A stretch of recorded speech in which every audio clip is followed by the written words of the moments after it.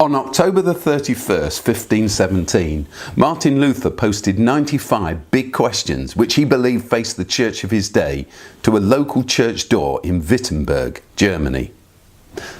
500 years later, I decided to post 95 new questions, one a week, to the web, questions which I believe the church must face in the 21st century. I've come to believe that genuine hope is a matter of your story, what you really believe about yourself, rather than your mood. Let me explain. One of the countries that Oasis, the charity that I began and still lead, works in is Zimbabwe. Some years ago, as part of our gap year programme for school and university leavers, a small team worked in Harare, the country's capital city. Now, it's part of the culture of some of the people groups living in Zimbabwe that the father of a newborn baby will name them after the dominant thought that comes into his head after first seeing his child. That's why female names such as Beautiful, Grace, Lovely, Mercy, Pearl and Pretty are extremely popular. A few months before our team arrived, an Oasis Zimbabwe staff member came across a young girl living homeless and alone on the streets. She'd been given the name No Matter by her father and had now been abandoned by both of her parents. She came to live with us to get a new start. But because she had no birth certificate or official documentation of any sort, it became the responsibility of our staff to register her with the authorities. It was the members of our gap year team who took her to be registered. And as they queued in the long line with her, lines can be very long in Harare, they slowly formed a plan.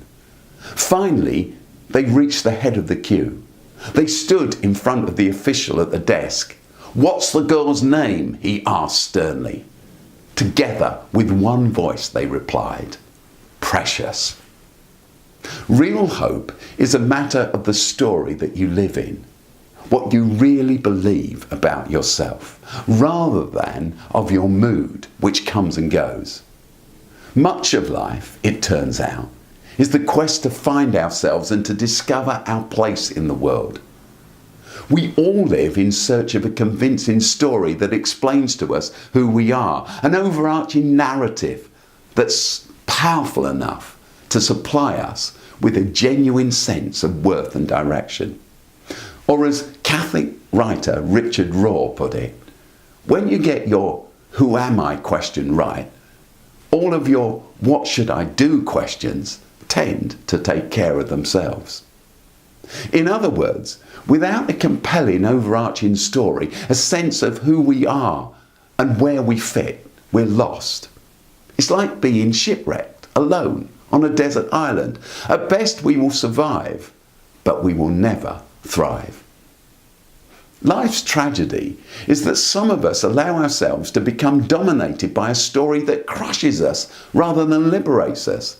We find ourselves controlled by its expectations of us, or sometimes by its lack of them. We're held captive rather than set free by what have become our overarching thoughts and beliefs. We find ourselves stuck in a rut. We feel as though we're trapped. We've not ended up where we would have wanted to be in life. We don't have the relationship with our family that we wanted. We're not in the marriage that we dreamt of, the relationship that we planned. Our job feels mundane. We're not at peace with ourselves. We feel imprisoned with no way forward. I'm illiterate. I'm ugly. I'm spoilt goods. I'm bad. I'm trapped. I'm unpopular. I'm a mistake. I'm thick. I'm useless. I've wasted my life. I'm not wanted. I'm too slow. I'm too young. I'm too old. I'm no use to anyone. I'm unemployable. In reality, of course, we all live with conflicting stories that battle for our attention. It's a kind of civil war. These differing voices compete for our loyalty. There are harmful stories which seek to crush us, to remind us that we're nothing. Proud stories whose goal is to persuade us that life is all about wealth or status, the status we accumulate, as they attempt to offer us the comfort that we're better than other people. Arrogant stories that whisper to us of our prowess, of our indispensability, or liberating stories that set us and others free. We have to choose, and keep choosing, which of these, as well as other competing stories we believe, and which we will choose to live within. There's a famous old saying in the Old Testament book of Proverbs, where there is no vision, the people perish. Or to change the metaphor, without a sense of direction, we soon discover we're lost. And when we don't know where we're headed, we meander through life at best. I believe that genuine hope is a matter of your story, your sense of purpose, what you really believe about yourself, rather than your moods, which come and go. And so, to finish with a question. What do you think? Am I right? Or do you think I've missed the point? I hope you're enjoying Chalke Talk and the opportunity to think through and discuss some of the questions it raises week by week. And with exactly that in mind, I'd like to invite you to one of a series of events I'm doing around the country called In the Name of Love: The Bible, Gender Identity and Same-Sex Relationships. I'll be joined by some notable guests for this series of one-day conferences asking questions about what the Bible has to say about gender identity and same-sex relationships and what it means for us in everyday life.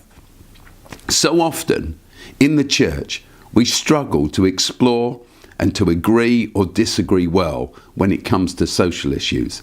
In the Name of Love will be different. Just like Chalke Talk, rather than being dogmatic, it will leave plenty of space for discussion and questions. So, no matter where you are on your journey with this issue, you are most welcome. I mean it. We'll be in Birmingham, Manchester, Sheffield and Southampton in the months to come. More details, including sponsorship to attend, can be found in the description on my Facebook page or at openchurch.network/events. Once again, that's openchurch.network/events.